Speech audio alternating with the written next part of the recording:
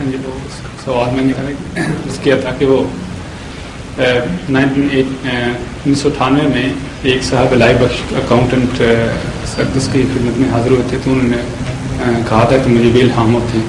اس طرح قصوری طور پر ہم نے فرمایا کہ آن کے وقت عیسائی راہب جو تھے ان کو بھی الہامات ہوتے تھے. کیا اس میں پوچھنا یہ چاہتا ہوں کہ الہامات کیا ایسی چیزیں کیا اس میں مسلمانوں کے علاوہ آج کل دوسرے لوگ بھی شریک ہیں؟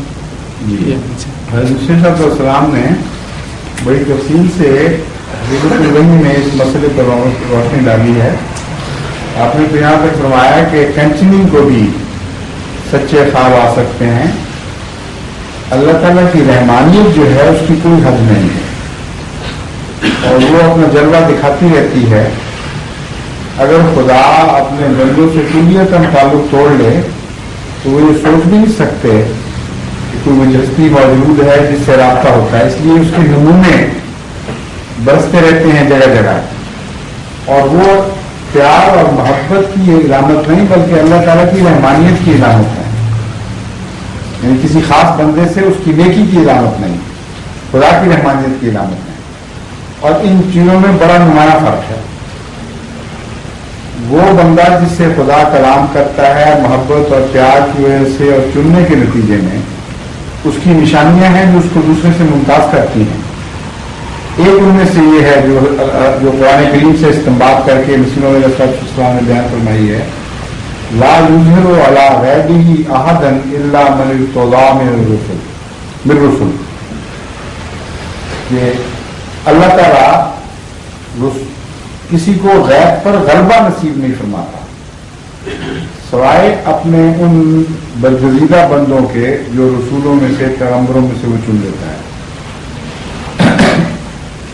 اب یہ جو بات آپ بتا رہے ہیں الہام ٹانوں کی بات نہیں، الہام بھی ہو سکتا ہے کسی غیر کو، لیکن زندگی میں ایک آدھ دو دفعہ الہام ہو گیا اور پھر چھٹی، اور اس الہام کے ساتھ نہ کوئی پیار کا سلوک وابستہ نہ کوئی غلبے کا نشان.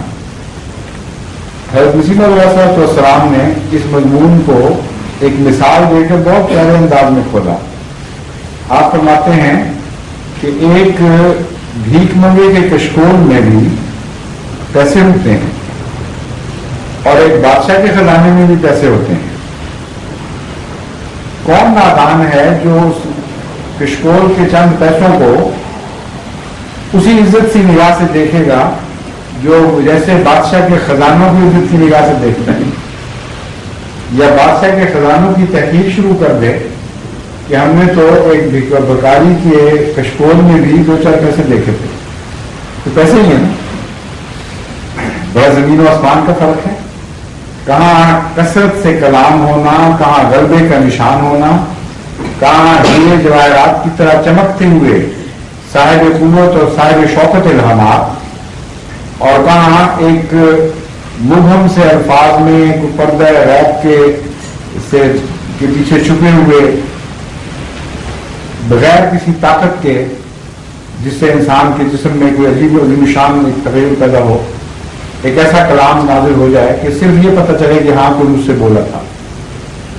تو یہ مثال بہت ہی واضح کر دیتی ہے بات کو. پیسہ تو پیسہ ہی ہے، کہ وہ ایک ہی ہو یا وہ کروڑوں میں، لیکن یہ جو فرق ہے مقدار کا، اس کی وجہ سے بڑا فرق پڑ جاتا ہے، بہت زیادہ نمایاں چیز ہے، امتیاز پیدا ہو جاتا ہے. اس لیے یہ ایک فرق بتایا حضرت صلی اللہ علیہ وسلم.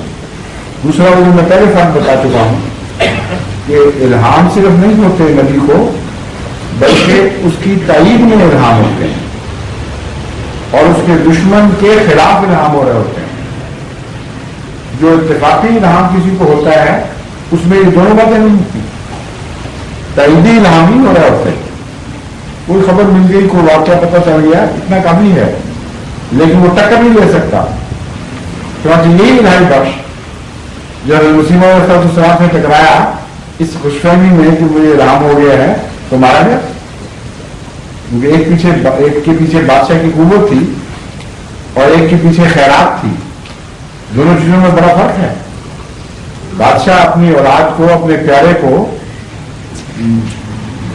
مال و دولت سے لاد دیتا ہے، اس کو خلطیں بخشتا ہے، اور ایک فقیر کو بھی 2 پیسے دے سکتا ہے, 1000 روپے بھی دے سکتا ہے. تو کیا جب فقیر اس کے پیروں سے ٹکر لے گا تو اس کے ساتھ وہی سلوک ہوگا؟ ہرگز نہیں.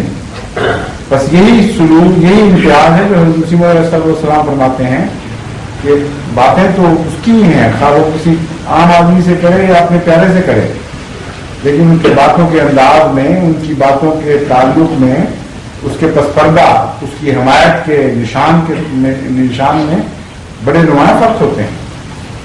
اس لیے آپ مجھے ابہام نہیں کر سکتے کہ اس رام میں اور اس رام میں کیا فرق ہو گیا.